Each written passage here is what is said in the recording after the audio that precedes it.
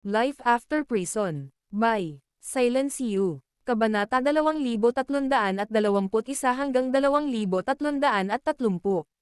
Naging balisa si Zib nang maobserbahan niya ang balak ni Blake na ibigay ang metal na euro kay Severin. Pero, nag-aatubiling protesta niya. Walang pero. Aalis na tayo. Pinutol ni Blake si Zib nang may matinding pagsaway. Habang nagsasalita si Blake, ang kanyang aura ay muling bumalik sa level 5 Paragon sa unang yugto. Ang masamang epekto ng sapilitang pagpapalakas ng kanyang kapangyarihan sa pamamagitan ng kanyang bloodline power ay lalong nagiging kapansin-pansin. Kahit na mayroon siyang aktibong bloodline power, halos hindi niya makayanan ang pakikipaglaban kay Severin, dahil ang huli ay armado ng isang elite quality spiritual treasure. Ang humihinang lakas ni Blake at ang matinding pinsalang natamo niya ay nagbigay kahulugan sa isang matagal na komprontasyon. Kung magtatagal ng matagal at maaaring magtapos siya sa komprontasyon. Gaya ng sinasabi nila, maaaring matalo ang isang tao sa labanan at manalo pa rin sa digmaan. Bukod pa rito, isa lamang itong metal na euro. Sa kabila ng pagiging pambihira nito, ang mga Menzi ay isang kagalang-galang na bloodline na nagbunga ng mga tunay na celestial, kaya't nakataya sila sa maraming pangunahing kinatatakutang lupain. Dahil nakapag-ipon ng maraming kapangyarihan sa loob ng ilang libong taon, ang mga Menzi ay may impluwensyang higit pa sa ilang sagradong lupain. Ang layunin ni Blake sa pagpasok sa Starry Sky Battle Space ay hindi lamang para makuha ang metal na euro. Gusto niyang maghanap ng mga pagkakataon upang maging isang celestial. Iyon ang dahilan ng kanyang pag-atres. Ang pagtalikod sa metal na euro sa loob ng meteorite belt ay maliit na pinsala lamang sa kanyang mga plano. Oo, nag-aatubili na tinanggap ni Zib at pinagsalikop ang kanyang mga kamay upang yumuko. Sa sumunod na sandali, ang dalawa ay naging mga guhit ng liwanag na sumisikat sa kalangitan na parang mga kometa.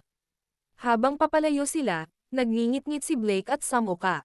May oras pa. Hindi ako titigil hanggat hindi naaayos ang sama ng loob na ito. Nagpakita ng pagkadismaya sina Blake at Zib matapos lumipad ng medyo malayo. Kung hindi dahil sa naunang paghaharap nila ni Elren na Samire sa kanilang espiritual na enerhiya at nag-iwan sa kanila sa wala pang 60% ng kanilang pinakamataas na lakas, hindi sana ganoon kadaling magamit ng isang level 3 Paragon na tulad ni Severin ang kanilang mga kahinaan. Bilang supling ng Menzies ng East Plain, si Blake ay isa pa ring prodigy ng kanyang pamilya kahit na hindi siya kasing iginagalang bilang isang banal na anak. Hindi pa siya nakaranas ng ganito kalaking pagsubok simula noong bata pa siya, at ang kanyang galit ay kumulo sa loob niya habang pinag-iisipan niya ang lahat ng nangyari. Humarap si Blake kay Zib at sinabing, "Magpadala ka ng mensahe sa mga miyembro ng ating pamilya at sabihin sa kanila na bantayan ang kanyang mga galaw. Dapat nila akong ipaalam agad kung makakasalubong nila siya. Gusto ko ring ipahayag mo sa lahat ng iba pa sa Starry Sky Battle Space na mayroon siyang isang elite quality spiritual treasure sa kabila ng kanyang mababang kakayahan. Medyo sigurado akong ang mga nagmula sa sagradong lupain ng mga masasamang practitioner ay magiging interesado sa kanya." Hangina na ng husto ang galit ni Zib ng mga sandaling iyon, at pinuri niya ang katalinuhan ni Blake sa paggamit ng ibang tao para gawin ang mga gawaing marumi para sa kanya. Ang pagkakaroon ni Severin ng isang elite quality spiritual treasure kahit na isa siyang level 3 Paragon ay tiyak na gagawin siyang madaling target. Hanggat ang mga prodigy mula kina Lasbonerket at Season ay nakatuon sa kanya, gagawin nila ang lahat para makuha ang gusto nila mula sa kanya. Ang moralidad ang naging pangalawang prioridad. Sinamantala ni Zib ang pagkakataong magbigay ng papuri kay Blake. Napakagandang ideya yan. Gumagamit ka ng ibang tao laban sa kanya. Pagkatapos ay itinala niya ang hitsura at mga detalye ni Severin sa isang jade slip at ipinarating ang mensahe sa lahat ng miyembro ng Menzi sa Starry Sky Battle Space. Sa loob ng wala pang kalahating araw, ang larawan ni Severin ay naging usap-usapan sa buong Starry Sky Battle Space. Sa isang malaki at mayaman sa buhay na planeta sa kailaliman ng kalawakan ng kosmiko ay nakaupo ang isang level 7 Paragon. Siya ay isang binata na nakasuot ng pilak na damit. Ang mga disenyo ng ulap na gawa sa ginintoang seda ay bordado sa mga pilak na damit. Kakatanggal lang niya ng kanyang banal na pandama mula sa jade slip sa kanyang baywang.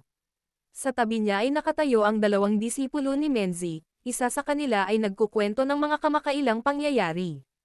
Ayon sa ulat ng Third Young Master, Ang 7th Young Master ay nakasagupa ng isang sinturong meteorite na may metal na euro at nakipaglaban sa 9th Prince ng Great Flare. Pagkatapos noon ay nagkaroon ng isang sagupaan sa lalaking inilalarawan sa larawan, na nagresulta sa pagkatalo ng 7th Young Master. Nang marinig iyon, ngumisi ang binata na nakasuot ng pilak na damit. Pareho pa rin ang ugali niya gaya ng dati. Sinusubukan niyang gamitin ang suporta ng mga Menzi para bumuo ng momentum para sa isang paghihiganti, na siyang nagdudulot ng kaguluhan sa buong Starry Sky battle space. Isa sa mga disipulong kasama niya ang nag-alok na magpaliwanag. Gusto ng 7th Young Master na manipulahin ang sitwasyon at gamitin ang kapangyarihan ng ibang tao para patayin ang taong iyon. Pero hindi iyon ang nagawa niya. Sa ngayon, may katangahan niyang pinapaangat ang katayuan ng taong iyon sa ating pamilya bilang mensahero. Ngumisi ang maharlikang binata. Sa galit na dulot ng pagkatalo, ikinalat ni Blake ang larawan ni Severin sa buong Starry Sky battle space at isiniwalat ang pag-aari ni Severin ng elite quality spiritual treasure. Ang aksyong iyon ay hindi sinasadyang naglarawan sa mga Menzi bilang tantungan ni Severin sa kasikatan. Kasabay nito, sa isang rehiyon na puno ng mga black hole, sinuri ni Elry, ang pinakamatandang prinsipe ng Great Flare, ang larawan ni Severin na nakasuot ng jade pendant. Tinanong niya ang kanyang mga gwardya, "Sigurado ka bang galing kay Blake Menzi ang mensahe?"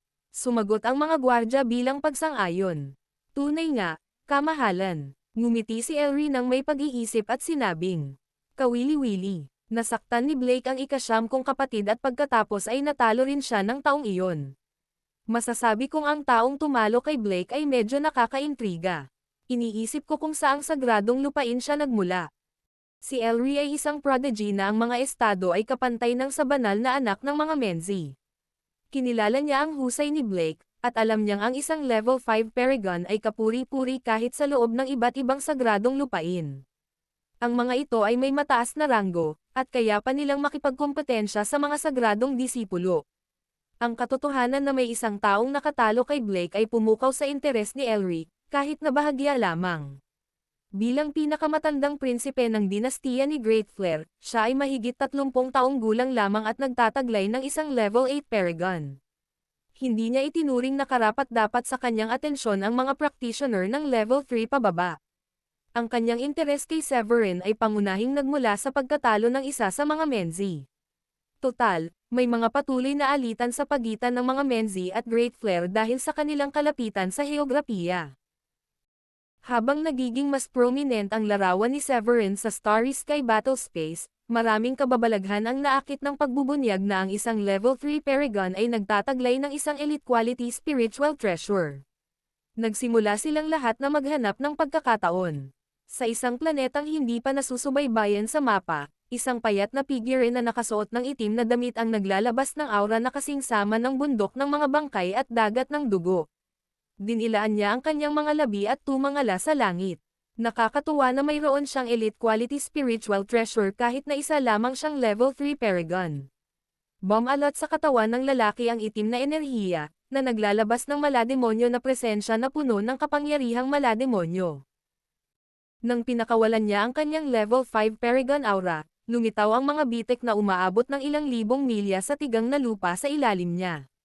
Nasiyahan sa epekto ng kanyang mga kapangyarihan, umakyat siya sa ere at dumiretso sa meteorite belt na binanggit ni Blake sa mensahe. Sa loob ng meteorite belt na iyon, hindi pa rin alam ni Severin na ikinalat ni Blake ang kanyang larawan at ang impormasyon tungkol sa kanyang elite quality spiritual treasure sa masa. Alam ng karamihan sa mga kababalaghan sa Starry Sky battle space ang sitwasyon.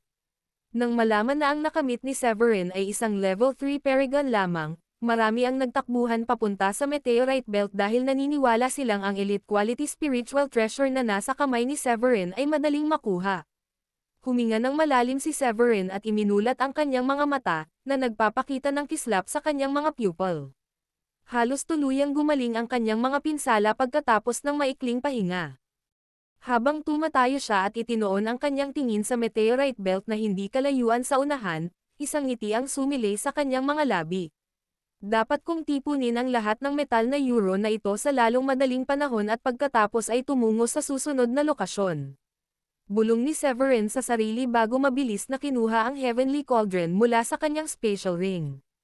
Lumaki ang kaldero at naging kasing laki ng isang maliit na burol. Itinaas ni Severin ang kanyang kamay patungo sa isang meteorite na ilang milya ang lapad. Ang bato, na hinayla ng isang di nakikitang puwersa, ay nabasag, na nagpakita sa malapilak na puting metal na euro na nakatago sa loob nito.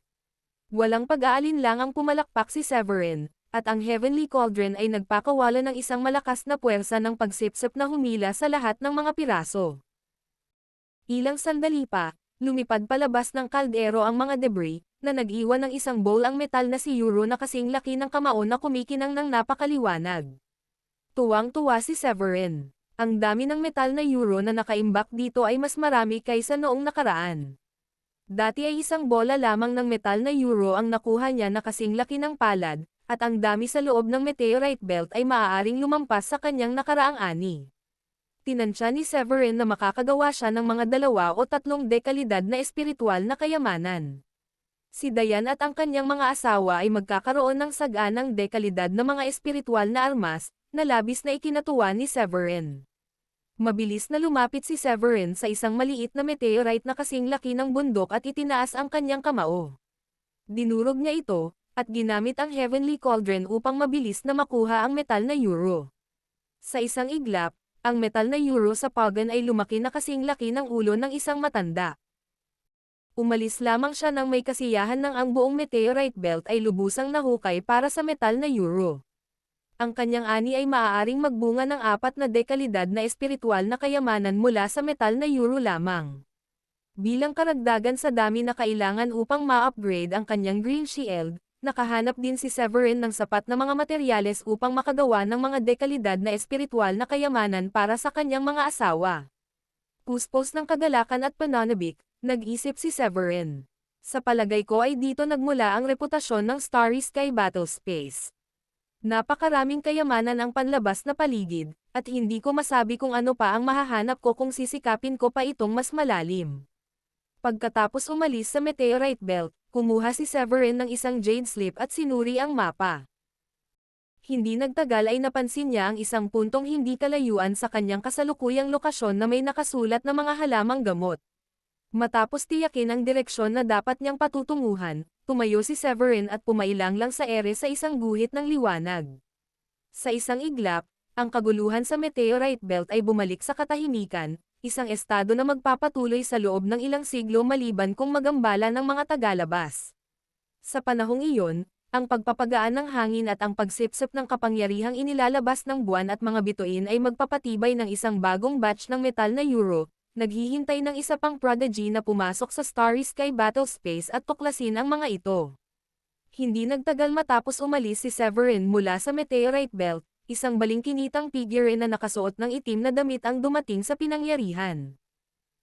Matapos maobserbahan ang kaguluhan sa loob ng meteorite belt, nanlamig ang ekspresyon ng lalaki nang may malamig na kislap na lumabas mula sa kanyang matatalas na mata. Sayang at umalis na siya, sabi ng lalaki habang dinilaan ang kanyang mga labi. Patuloy na umiikot ang itim na enerhiya sa paligid ng lalaki, na ang pangalan ay Halbert Joel. Isa siya sa mga pangunahing disipulo ni Sizen. Ang Yellow Ghost Sacred Land. Taglay ang pambihirang mga kakayahang demonyo, ang kanyang antas ng tagumpay ay nalampasan lamang ng napili ng Evil Sect. Siya ang nagsilbing pangunahing puwersa na ipinadala ng Yellow Ghost Sacred Land upang pumasok sa Starry Sky Battlespace. Nang malaman ang balita mula kay Blake, agad na sumugod si Halbert dahil siya ang pinakamalapit sa lokasyon. Bilang isang level 5 Paragon, umaasa lamang siya sa mga kayamanang espiritual na may mataas na antas na hawak niya. Kung maaalis niya si Severin at makukuha ang superior quality na espiritual na kayamanan, tiwala si Halbert sa kanyang pagkakataong makipaglaban para sa titulong napili ng Yellow Ghost Tribe. Ang prinsipyong sinusunod ng mga masasamang nagsasagawa ng masasamang gawain ay ang manghuli sa mahihina upang makamit ang kanilang mga layunin. Sa paningin ni Halbert, ang isang level 3 Paragon ay hindi karapat-dapat na magkaroon ng ganitong elite quality na espiritual na kayamanan, at maaari pang ang ituring na pag-aaksaya ng isang mahalagang bagay. Ang malahalimaw na mga mata ni Halbert ay puno ng itim na enerhiya, na bumubuo ng isang kakaibang tingin ng mga demonyo na tila may kakayahang makakita sa kawalan at subaybayan ang trajectory ng paglipad ng isang tao. Maya-maya, natanto ni Halbert ang direksyong tinatahak ni Severin. Agad na sumiklab ang ekspresyon ng kanyang mukha sa labis na tuwa. Sana hindi kita maabutin. Malamig na sumangot si Halbert matapos i-deactivate ang kanyang teknik. Umakyat ang kanyang katawan sa ere, at nag-iba siya bilang isang guhit ng liwanag na humabol kay Severin sa direksyon kung saan nilisan ni Severin. Kung saan, libu-libong milya ang nalakbay ni Severin sa kanyang patuloy na paglipad. Unti-unting lumitaw sa harap niya ang isang planeta, isa na mayaman sa puwersa ng buhay. Ginamit ni Severin ang kanyang banal na pandama upang madama ang lugar, at natuklasan niya na ito ay isang kalawakan ng esmeralda berdeng damo at mga puno na bumabalot sa buong planeta. Kabaligtaran ng tahimik na kalangitan, ang luntiang planeta ay kitang-kita. Kitang-kita ang tuwa ni Severin habang bumubulong siya sa kanyang sarili. Dapat ay ito na.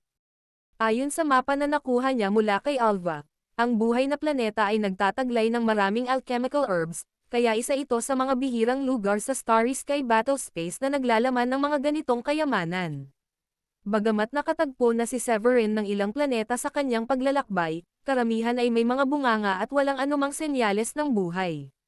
Maliban sa planetang nasa ilalim ng lunar dew, karamihan sa mga lugar ay lubhang tigang at walang kahit na bakas ng mga meteorite doon.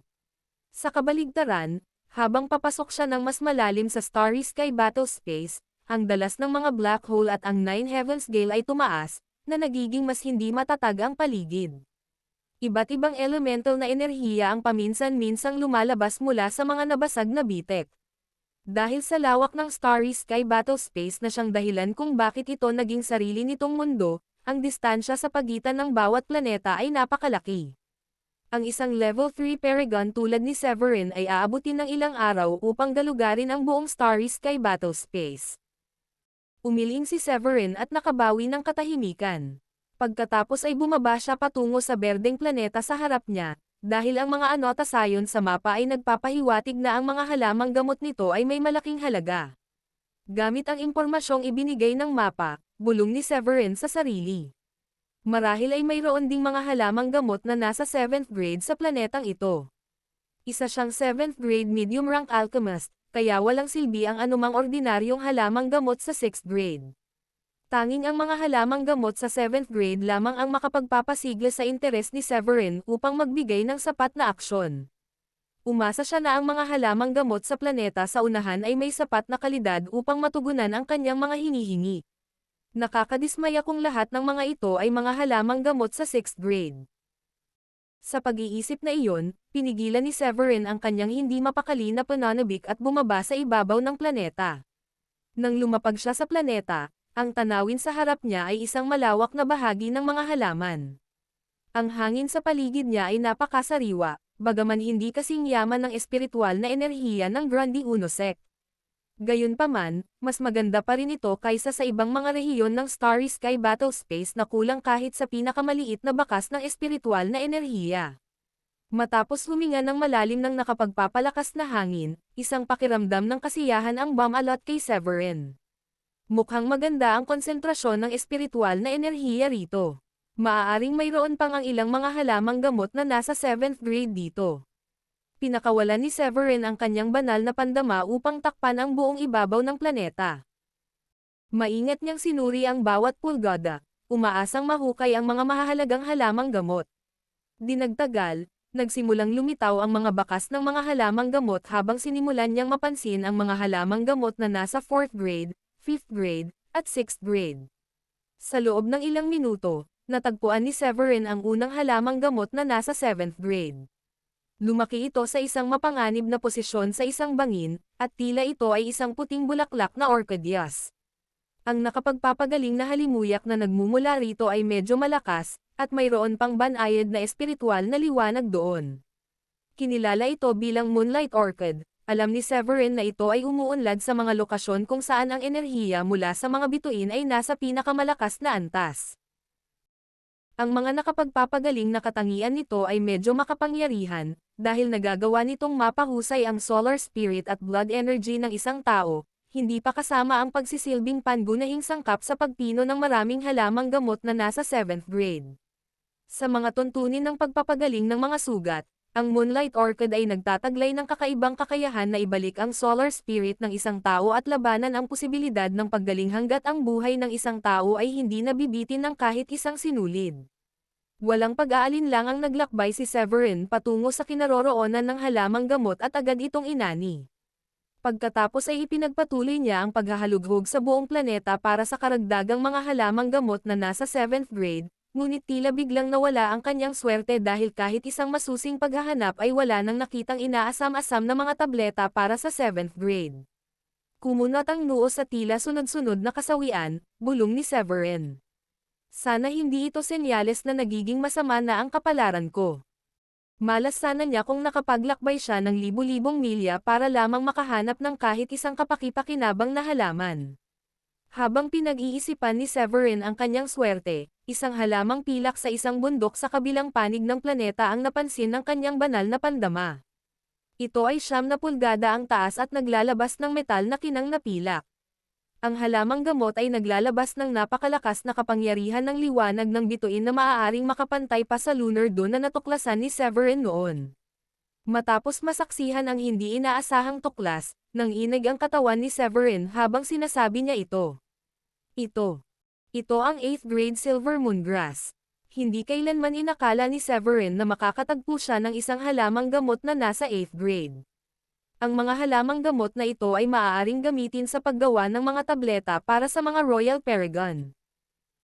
Ang halaga nito ay hindi masusukat sa pamamagitan ng pera, at ang silver moongrass na tumanda ng ilang siglo ay napakabihira kaya't naniniwala si Severin na kaya nitong itulak siya sa level 4 o kahit level 5 Paragon. Hindi na kailangan ng karagdagang paliwanag ang halaga ng silver moongrass. Nang sandaling iyon, bumilis ang paghinga ni Severin. Sumugod siya palapit sa isang linya ng liwanag, hinampas ang ere kasabay ng isang sumasabog na sonic boom. Sa isang kisap mata, narating ni Severin ang lokasyon kung saan tumutubo ang silver moongrass. Labis ang tuwa, bulalas niya. Hindi ko akalain na makakahanap ako ng halamang gamot na nasa 8th grade dito. Maingat na inani ni Severin ang silver moongrass kasama ang lupa nito at maingat na inilagay ito sa isang kahon upang mapanatili ang mabisang katangian nito sa pagpapagaling.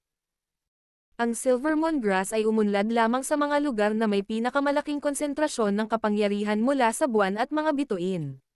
Bihira kahit sa Blue Realm, ang pagkakatuklas ng isang tangkay sa Starry Sky Battle Space ay talagang kamangha-mangha para kay Severin. Ang mahalagang halamang gamot ay nagsisilbing mahalagang sangkap para sa paggawa ng Paragon Hood Pill, isang tableta na kinakain ng mga level 9 Paragon para sa kanilang pagsulong sa Royal Paragon. Ang rate ng tagumpay ng naturang pagsulong ay maaaring mapataas ng 50%. Dahil ang silver moongrass ay nakasecure sa kahon at nakaimbak sa loob ng kanyang spatial ring, sabik na pinalawak ni Severin ang kanyang banal na pandama sa ibabaw ng mga planeta. Tila naubusan na ang kanyang swerte noon at doon, dahil wala nang iba pang natuklasan. Nakahinga na lamang si Severin ng maluwag sa ani na nakuha na niya. Pagkatapos ng maikling pahinga, kinuha ni Severin ang Jade Slip at pinag-aralan ang mapa sa loob. Maya-maya, iminulat niya ang kanyang mga mata at sinulyapan ang kanyang katawan sandali bago muling iminulat ang kanyang mga mata. Ang kanyang layunin ay nasa mas malalim na kaibuturan ng Starry Sky Battle Space. Dahil malinaw ang kanyang mga layunin, umakyat siya sa kalangitan, nag-iwan ng isang bagyo habang mabilis siyang sumusugod sa kalawakan ng mabituing kalawakan. Nang lumipad si Severin ilang daang milya ang layo mula sa planeta, isang itim na latigo ang hamampos sa kanya mula sa kawalan. Mabilis siyang tumugon at ginamit ang kanyang green shield upang iwasan ang hindi inaasahang pag-atake. Pinaihit niya ang kanyang tingin sa pinagmulan ng pag-atake at tinukoy ang isang malaanino na figure. Isang payat na lalaki na nakasuot ng itim na roba ang lumabas mula sa mga anino at sinabi sa isang paos na boses. Nako, ang talas naman ng mga pandama mo. Hindi na siguro dapat ikagulat na nagawa mong manalo laban kay Blake. Nanatili si Severin sa isang mahinahong kilos at mahigpit na hinawakan ang asol na kalasag. Napansin niya ang level 5 Paragon aura na nagmumula sa figure kasama ang isang madilim na demonyong enerhiya na nakapalibot sa kanya. Ang mga salik na iyon lamang ang nagbigay daan kay Severin upang matukoy na ang lalaki ay isang masamang practitioner. Malamig na tanong ni Severin. Hindi pa kita nakikilala, at wala akong sama ng loob sa iyo. Bakit ka nakaharang sa daanan ko? Lumapit ang payat na lalaki kay Severin nang may paghamak at sinabing. Ang mga kayamanan ay palaging naghahanap ng kanlungan sa mga mabubuti.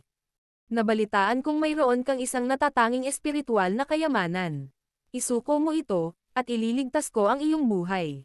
Isang nakakapangilabot na ngiti ang sumilay sa labi ng lalaki nang ipakita niya ang kanyang nakasisilaw na itim na ngipin. Agad na napagtanto ni Severin na sinusubukan siyang pagnakawan ng lalaki. Nagtaka siya kung paano na ipalaganap ni Blake ang impormasyon, at kung paano nito nakuha ang atensyon ng isang masamang practitioner. Sabay ngiti, sumagot si Severin. Paano kung tumanggi ako? Ang determinadong tono ni Severin ay umalangaw-ngaw na parang kidlat. Pinakawalan niya ang kanyang level 3 Paragon Aura, winasak ang nakapalibot na espasyo at nagpasiklab ng isang unos ng hangin. Natigilan si Halbert nang marinig ang matatag na tono ni Severin, ngunit ang paninigas ay panandalian lamang. Isang mapaglarong ngiti ang sumilay sa kanyang mga labi. Sa kanyang mga mata, ang mga level 3 Paragon ay maaaring durugan sa pamamagitan lamang ng pinakasimpleng galaw. Bilang isang pangunahing disipulo ng Yellow Tribe Sacred Land, ang kanyang mga kasanayang demonyo ay kapantay ng mga level 6 Paragon, na nagbigay sa kanya ng respeto ng mga taong tulad ni Blake. Ang mga masasamang practitioner ay naiiba sa kanilang mga matuwid na katapat dahil sinisiyasat nila ang mga mystical na pamamaraan na kumukonsumo sa asensya, kaluluwa, at negatibong enerhiya ng isang tao. Ang sinumang practitioner na hindi bihasa sa tusong kalikasan nito ay hindi madaling makakalaban sa mga atake ng isang masasamang practitioner. Sa makatuwid, naniniwala si Halbert na ang kapalaran ni Severin ay naselyuhan na. Dahil ayaw mo itong ibigay, wala akong magagawa kundi kunin ito ng mag-isa. Buong pagmamalaking deklara ni Halbert. Ang itim at malademonyong enerhiya na bumabalot sa kanya ay sumulpot at naging kasing lawak ng isang bundok. Ito ay umikot at pumihit sa mabituing kalangitan at naglabas ng mahinang sigaw ng mga kaluluwa. Kasabay nito, ang level 5 Paragon na nakamit ni Halbert ay lubusang pinakawalan, na naging sanhi ng pagbaluktot ng espasyo sa paligid niya.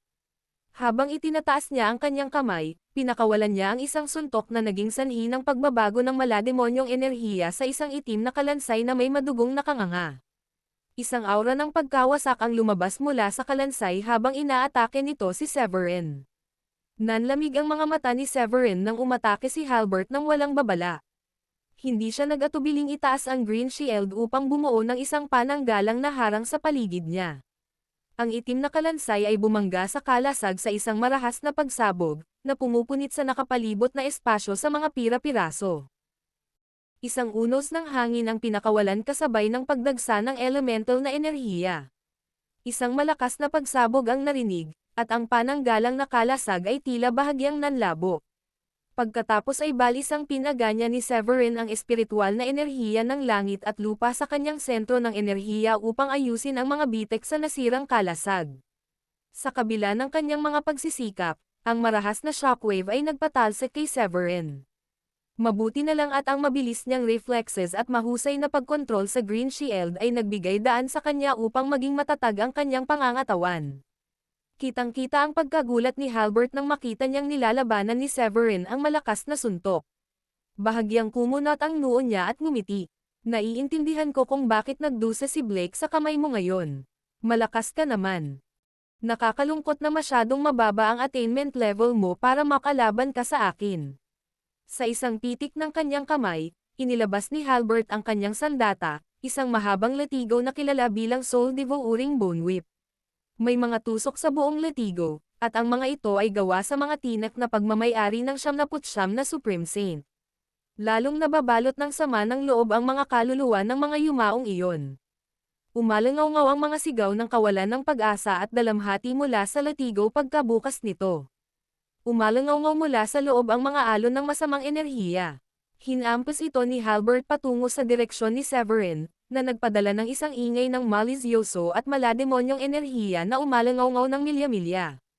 Ang masamang enerhiya ay nagpagulo sa nakapalibot na espasyo, sinira maging ang liwanag ng mga bituin. Isang mabilis at matalas na tunog ang narinig habang ang isang itim na liwanag ay hiniwa mula sa Soul Devouring Bone Whip. Ang itim na liwanag ay umabot ng libu-libong talampakan, at ang makapal nitong sinag ay dala ang nakakatakot na mga sigaw ng mga inosenteng kaluluwa. Ang liwanag ay sumasaklaw sa 100 talampakan sa isang iglap, hinihiwa ang espasyo na parang mainit na kutsilyo sa mantikilya. Isang madilim na bitek na lamang ang natitira sa likuran nito. Ang paparating na pag-atake ng papasok na itim na liwanag ay naging sanhi ng pag-igting ng ekspresyon ni Severin. Ang kanyang katawan ay umalangaw-ngaw sa espiritual na enerhiya ng langit at lupa, na mabilis na dumaloy sa kanyang mga paa at kamay at buto. Dahil sa enerhiyang iyon, ang kanyang dugo ay dumaloy sa kanyang katawan kasama ang init ng nagliliyab na araw, na nagbigay kay Severin ng hitsura ng isang ethereal na nilalang na bumaba mula sa langit na nakasuot ng balabal ng banal na liwanag. Sa harap ng paparating na itim na liwanag, itinaas ni Severin ang kanyang kamay at sumuntok ng mabilis. Ang kanyang kamao ay sumulpat na parang dragon, at isang matinding liwanag na kapantay ng araw ang agad na sumiklab. Ang madilim na liwanag mula sa latigo ni Halbert ay tila naglaho sa ilalim ng malaaraw na liwanag ng suntok ni Severin.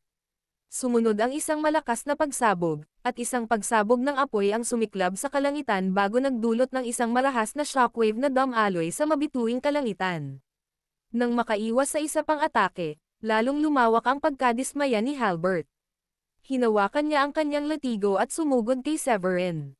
Tingnan natin kung gaano kalakas ang kayang tiisin mo sa mga teknik ko.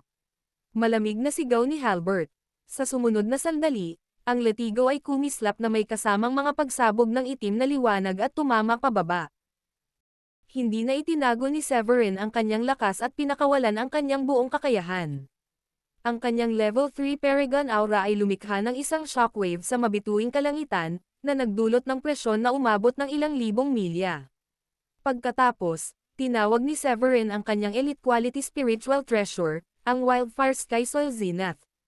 Ito ay tumaas sa ere, at naging isang bundok na bumagsak sa nakapalibot na espasyo at nagdulot ng ilang bitek sa kawalan. Lahat ng papasok na sinag mula sa latigo ni Halbert ay naharang ng madikit sa Sky Soil Zenith, at agad na naglaho.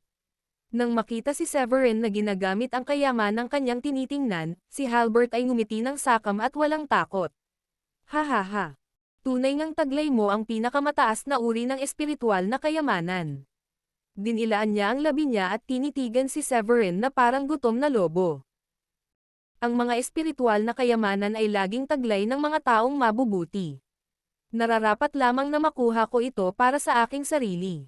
Pagkatapos ng isang malakas na tawa, tumakbo si Halbert papunta kay Severin at iwinagayway ang latigo.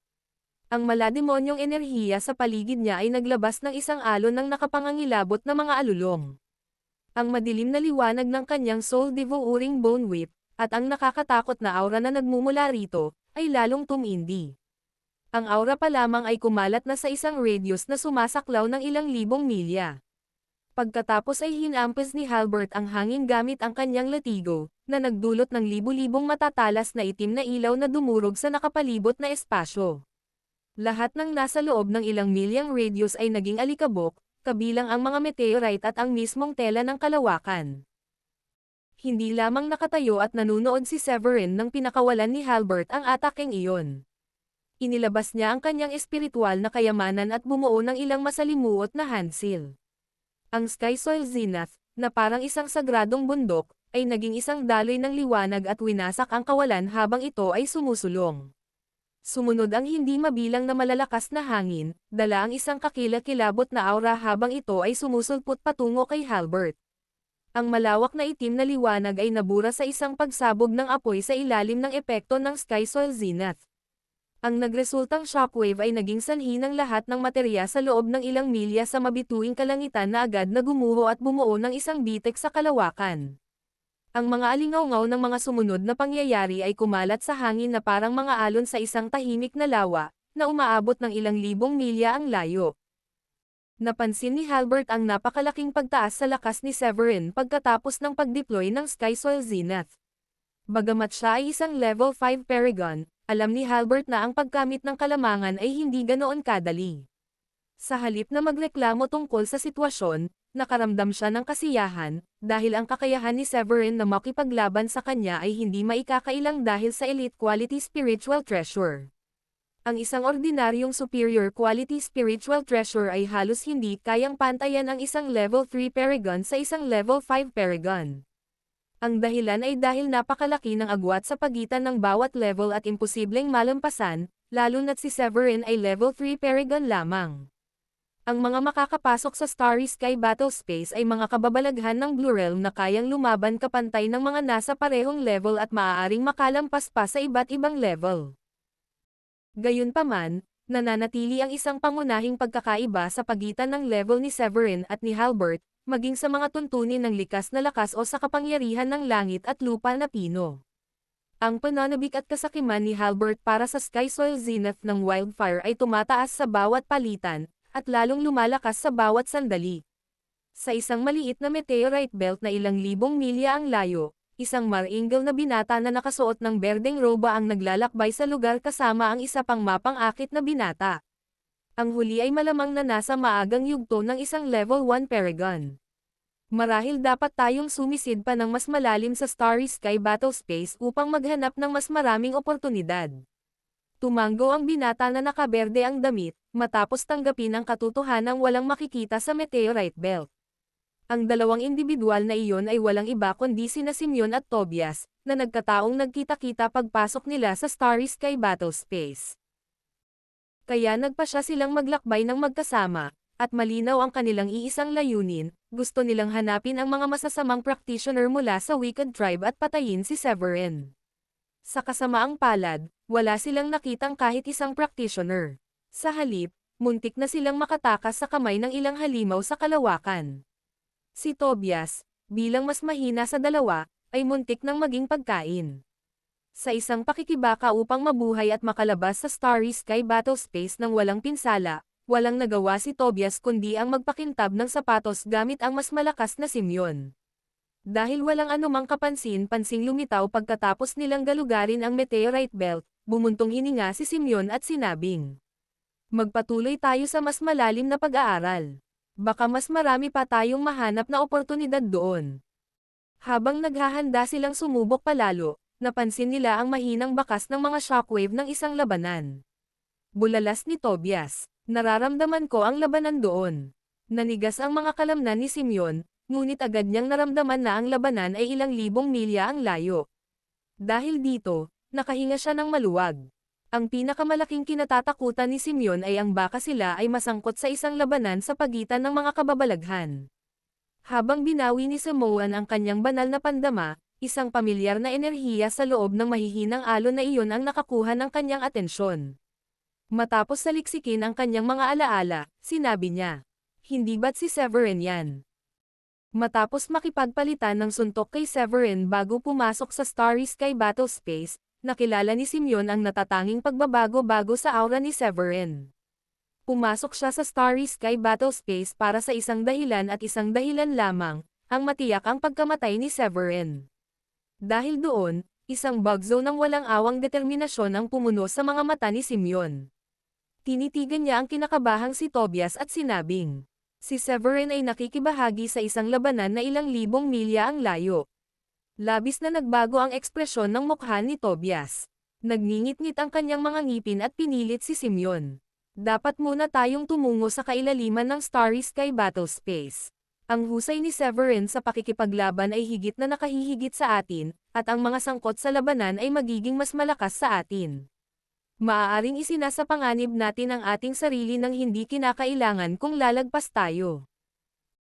Nasaksihan ni Tobias ang kalupitan ng Starry Sky Battle Space, mula sa pagkakita ng isang halimaw sa kalawakan na nilalamon ang isang taong mas malakas kaysa sa kanya sa isang lagok hanggang sa muntik na siyang lamunin mismo ng isang halimaw sa kalawakan.